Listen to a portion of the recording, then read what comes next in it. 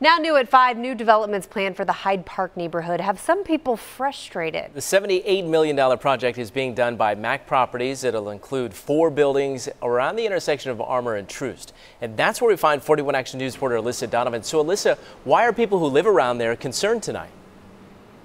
Well, let me show you. So this is where that property is going to be, and many of the residents we spoke to are excited about it. It's going to have apartments and retail and restaurants, but it's also not going to have enough of one very important thing.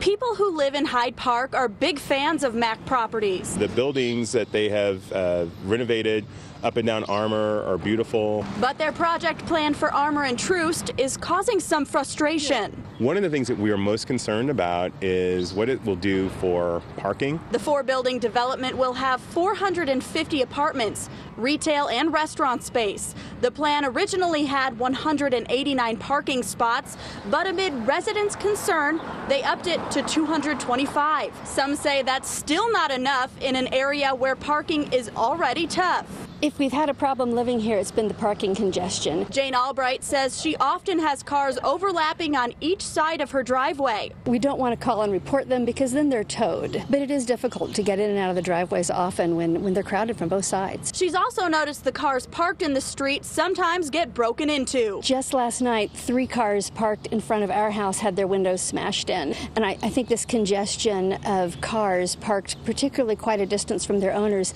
just lends itself to some of that kind of vandalism and crime. Neighbors spoke at a meeting with the developer last night, and they're hopeful their concerns will be addressed. The reality is, if it's as successful as they believe it to be, and if it's as successful as many of the residents believe it will be, then there is simply not enough parking.